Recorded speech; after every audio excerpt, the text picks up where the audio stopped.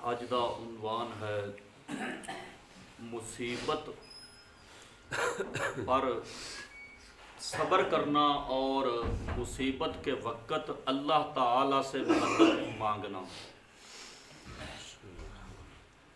جو شخص یہ چاہتا ہے کہ وہ عذاب الہی سے بچ جائے، بھلائی اور رحمت کو پا لے اور جنتی ہو جائے، تو فرمایا اس کے لیے ضروری ہے کہ وہ اپنے آپ کو دنیا دی خواہشات تو روکے، دنیا دی مصیبت دے اتے صبر کرے، جس طرح اللہ دا فرمان ہے واللہ یحب الصابرین۔ اللہ فرماندا ہے اللہ صبر کرنے والوں کے ساتھ ہے، اللہ صبر کرنے والوں کے ساتھ ہے۔ صبر دیاں نے چار قسماں نے صبر دیاں۔ پہلی قسم یہ ہے کہ اللہ کی اطاعت پر صبر کرنا، یعنی جدو اللہ دی اطاعت کیتی جاوے تے بہت اوکھا وقت تے مصیبتاں دا سامنا کرنا پیندا ہے، یعنی اللہ دی اطاعت دے اتے صبر کرنا کہ اللہ دی اطاعت کرنا جو مرضی ہو جاوے۔ دوسرا وہ ہوندا ہے حرام چیزوں سے رک جانا، یہ بھی ایک قسم دا صبر ہے، حرام چیزوں سے رک جانا۔ تیسرا فرمایا کوئی تکلیف پہنچے ان دے اتے صبر کرنا، جدو چوتھا صدمہ کوئی پہنچے ان دے اتے بھی صبر کرنا۔ صبر ہوندا ہے چار قسم دا۔ جو شخص فرمایا عبادت الہی پر صبر کرتا ہے اور ہر وقت عبادت میں مشغول رہتا ہے، اسے قیامت کے دن اللہ تعالیٰ 300 ایسے درجات عطا کرے گا، فرمایا جن کا فاصلہ جن میں ہر درجے کا فاصلہ زمین و آسمان کے فاصلے کے برابر ہوگا۔ آگے فرمایا جو اللہ تعالیٰ کی حرام کردہ چیزوں سے صبر کرتا ہے اسے 600 درجات عطا ہوں گے، فرمایا جن میں ہر درجے کا فاصلہ 7 آسمانوں سے 7 زمینوں تک کے برابر ہوگا۔ آگے فرمایا جو مصیبت پر صبر کرتا ہے اسے 700 درجات عطا ہوں گے، فرمایا ہر درجے کا فاصلہ تحت الثری سے عرش اولی کے برابر ہوگا۔ سبحان اللہ۔ جب حضرت زکریا علیہ السلام شہر سے باہر نکلے تھے تاکہ یہود کے حملے سے بچنے کے لیے، حضرت زکریا علیہ السلام اپنے شہر تو باہر نکلے یہود دے فتنے تو حملے تو بچن دے واسطے کہ کہیں پناہ لیں، بھی کسی جگہ تے پناہ لینا، اور یہود ان کے پیچھے بھاگے۔ آپ نے ایک درخت، یعنی آپ نے پاس ایک درخت دیکھا، دیکھ کر اسے کہا اے درخت مجھے اپنے اندر چھپا لے۔ درخت درمیان سے چر گیا، یعنی درخت جڑا سے درمیان سے چریج گیا اور آپ اس میں چھپ گئے۔ جب یہود وہاں پہنچے تو شیطان نے انہیں ساری بات بتا کر کہا کہ اس درخت کو آرے سے 2 ٹکڑے کر دو۔ شیطان نے یہودیاں دے دل وچ گل پائی کہ تسی اے درخت دینا آرے نال چھیر تے 2 ٹکڑے کر دیو۔ چنانچہ انہوں نے ایسا ہی کیا، یہاں تک کہ آپ اسی درخت کے اندر شہید ہو گئے۔ حضرت زکریا علیہ السلام اس درخت کے اندر شہید ہو گئے، اور یہ صرف اس لیے ہوا، یعنی ہمیں ہویا کیوں؟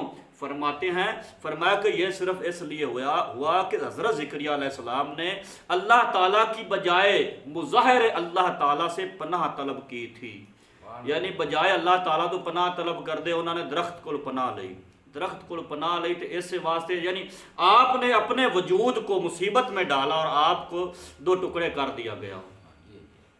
آگے حدیث قدسی ہے، اللہ فرماتا ہے جب میرا کوئی بندہ مصیبت میں مجھ سے سوال کرتا ہے، فرمایا میں اسے مانگنے سے پہلے دے دیتا ہوں، اور فرمایا اس کے دعا مانگنے سے پہلے اس کی دعا قبول کر لیتا ہوں، اور فرمایا جو بندہ مصیبت کے وقت میرے سوا مخلوق سے مدد مانگتا ہے، فرمایا میں اس کے لیے آسمانوں کے دروازے بند کر دیتا ہوں۔ کہتے ہیں کہ جب آری حضرت زکریا علیہ السلام کے سر پر پہنچی، یعنی کہ آپ دے بارے ہے کہ جدو آری جڑی سی زکریا علیہ السلام دے سر دے پہنچی نا، آپ نے کی ارشاد الہی ہوا ہے زکریا مصائب پر پہلے صبر کیوں نہیں کیا؟ جو اب فریاد کرتے ہو، اگر دوبارہ نکالی تو صابرین کے دفتر سے تمہارا نام بھی خارج کر دیا جائے گا۔ اللہ نے فرمایا کہ اگر ہن دوبارہ آہ نکالی نا تو ذکریہ علیہ السلام نے اپنے نبی نو فرمایا صابرین دے دفتر وچ بھی تیرا نام خارج کر دیتا جاوے گا. اگے فرمایا تب حضرت ذکریہ علیہ السلام نے اپنے ہونٹوں کو بند کر لیا, چر کر 2 ٹکڑے ہو گئے مگر اف تک نہ کی. پھر آپ چریت 2 ٹکڑے ہو گئے مگر آپ نے پھر اف تک نہ کی تھی. ہر صاحب عقل کو چاہیے کہ وہ مصائب پر صبر کرے اور شکوہ زبان پر نہ لائے تاکہ دنیا اور آخرت کے عذاب سے نجات حاصل کر لے, کیونکہ اس دنیا میں مصائب یعنی مصیبتاں انبیاء علیہ السلام اولیاء کرام ہی پر زیادہ ہوتی ہیں. یعنی مصیبتاں ہمیشہ تو نبیاں تے ولیاں نو زیادہ پہنچیاں نے. حضرت جنید بغدادی رحمۃ اللہ علیہ کا قول ہے, آپ فرماتے ہیں کہ مصائب عارفین کا چراغ ہے. فرمایا جڑی مصیبت ہوندی ہے نا جدوں عارف لوگاں نو آندی تو انہاں دا وہ چراغ ہوندا ہے. کی مطلب کہ انہاں سکھ تے راضی نہیں ہوندے جنہ دکھ تے راضی ہوندے نے, جنہ دکھ تے خوش ہوندے نے. مریدین کے لیے فرمایا بیداری مومن کی صلاح اور غافلوں کے لیے ہلاکت ہے. فرمایا مصیبت صرف غافلہ واسطے ہلاکت ہے. فرمایا جڑے عارف لوگ انہوں نے چراغ ہے. اگے فرمایا مسلمان مصائب پر صبر کیے بغیر فرمایا ایمان کی لذت حاصل کر ہی نہیں سکتا. بھی مسلمان مصیبت اتے صبر کرن تو بغیر ایمان دی جڑی لذت ہے انہوں نہیں پا سکتا. اگے فرمایا جو شخص حدیث پاک اندر ہے, فرمایا جو شخص رات بھر بیمار رہا اور صبر کر کے اللہ تعالیٰ کی رضا کا طالب ہوا تو فرمایا وہ شخص گناہوں سے ایسے پاک ہو جائے گا فرمایا کہ جیسے کہ وہ اپنی پیدائش کے وقت فرمایا گناہوں سے پاک تھا. اس لیے جب تم بیمار ہو جاؤ گے فرمایا اس لیے جب تم بیمار ہو جاؤ تو تندرستی کی تمنا نہ کرو. حضرت ضحاک کہتے ہیں فرمایا جو شخص 40 راتوں میں ایک رات میں بھی گرفتار اور رنج یعنی کوئی مصیبت کو تکلیف نہیں پہنچا تو اللہ تعالیٰ کے ہاں اس کے لیے کوئی خیر تے بھلائی نہیں. یعنی 40 دن تک جس بندے نو کوئی مصیبت دکھ تے تکلیف نہ پہنچے آپ فرما دے نے اللہ دے نزدیک بندے واسطے کوئی بھلائی نہیں. حضرت معاذ بن جبل رضی اللہ تعالی عنہ آپ روایت فرماتے ہیں فرمایا جب بندہ مومن کسی بیماری میں مبتلا ہو جاتا ہے تو فرمایا اس کے بائیں کاندھے والے